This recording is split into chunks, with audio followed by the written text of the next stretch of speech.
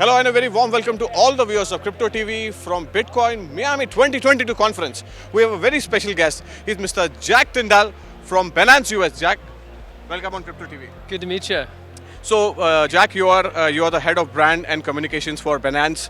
Can you just take us through the initiative your exchange is taken, and if you could just explain our viewers the current space in which you operate? Yeah, so we're part of the US part of Binance, right? We operate in 45 of the 50 states presently and offer around 180 plus token listings on our platform. We are right now just a spot trading platform, but today we just had big news and announced that we are closing on our first round, our seed round. So we raised $200 million, got a $4.5 million valuation, which is great. So now we're going to put that money to work, right? So we're looking at opportunities to expand our platform, bring new services to the platform, and continue to grow, right? The US is kind of a tricky market. We have to apply to each state for what's called a money transmitting license. So as part of that, each state has a different set of rules. They have different sort of requirements. You can't just fill out one application and have it be done. So we're going through that process right now so that we can be compliant with all the latest and greatest US regulations. So Jack, you just mentioned that your company has just finished a $200 million fundraising round. Where are you going to deploy these funds? And what do you see as a growth from which going forward, 1 year or maybe 2 years down the line, growth is going to come from which sector? You have identified any? Well, so I mean, we're going to take that money and use it a couple different places. So, such as? One, we want to just expand our platform, right? And bring some new offerings to the table. We're part of the Binance family. So anything on Binance Global, we have the opportunity through our licensing agreement to consider it. So we're evaluating that, right? We want to be careful when we want to introduce things in the US market that's going to be different, right? We don't want it to just be the same as what's already offered out there. So we're spending a little bit of time thinking about what those new offerings are. The other thing is we've done zero marketing in the US. So we're excited to go out and tell our story and be able to sort of attract more users and turn on the marketing funnel. Like our marketing team, when I started, was a team of 5. Now we're a team of 15, and the same for the company. We have doubled the size of our headcount in less than a year and plan to double it again probably by the end of this year. Sure. As we're talking about the initiative which Binance has taken, going forward, what are the tech initiatives which you are going to take, since you have already mentioned about the zero marketing cost which currently you are operating on? What is your intention in terms of community building as well going forward? Community building. So, I mean, one of the things we're seeing is there's a new wave of crypto adoption, and at least in the US that's beginning to happen, right? We're seeing Latino, Asian populations, LGBTQ coming on to crypto in really big numbers.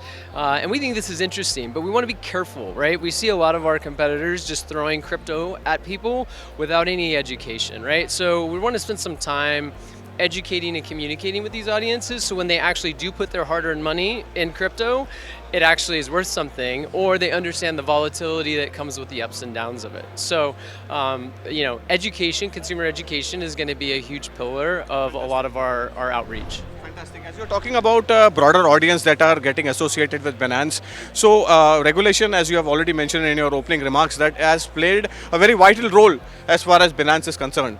US, if they do anything, that gets, that it's having a ripple effect on the entire globe, as far as regulations are concerned. So, first mover advantage US. What do you think the global scenario as far as cryptocurrency versus the US regulation front? How differently are you, being treated in US and the other countries? Yeah, I mean, if I had to predict what Washington does, I would be a rich man. We're excited that actually regulators and policymakers are talking about crypto, right? They want to know. We're going to Washington. We're spending time on Capitol Hill educating staff just what it is. Ask us all the questions. Help us explain any aspect of the overall business.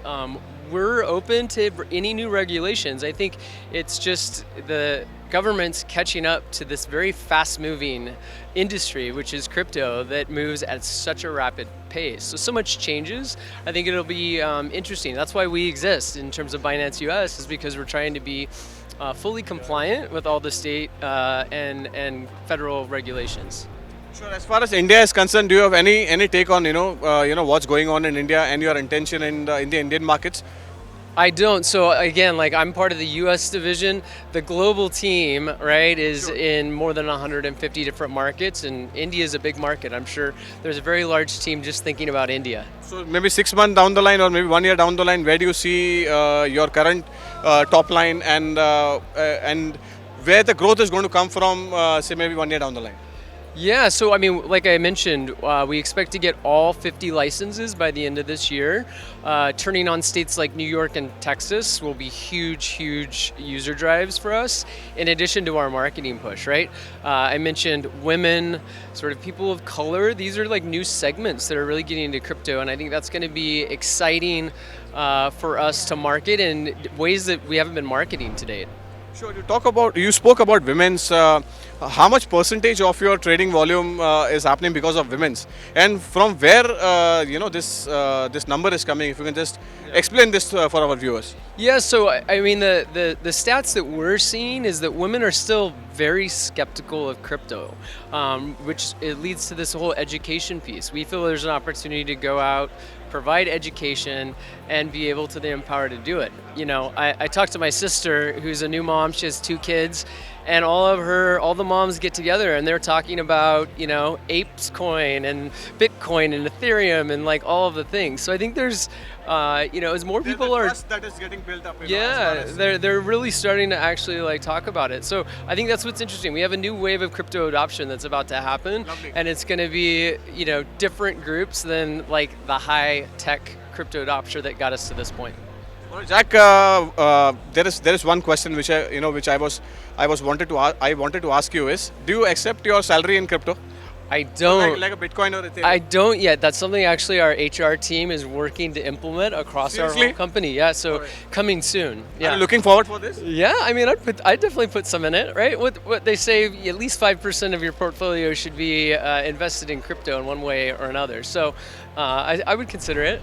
Fantastic. Do you have any NFT movement, and what's your view on the NFT sector very quickly? Yeah, I mean, in terms of NFTs, I haven't jumped down that rabbit hole yet. I think what's more interesting is the next wave of NFTs, which is going to be probably really focused on the gaming industry. I think it just lives so well within that environment. You have communities built up where getting that new avatar or being able to use any of the functionality of NFTs is going to be really powerful. Fantastic. And one last view on the current volatility that is actually going on in the cryptocurrency space. How do you see this momentum going forward? And if this is volatile, is it a good opportunity for you as well to make some good money? I mean, what do they say? Buy when it's low, right? So now's an opportunity to get in, and like all things in crypto, I wish I had that magic ball, but I don't. All right. Thank you so much, Jack, for talking to Crypto TV. It was a pleasure talking to you. We hope that you get all the licenses, up your belt, and definitely we'll see a robust 1 or 2 years, for you as well. Yeah. Thank you so much Thank for you. talking to us. Thank you. Thanks.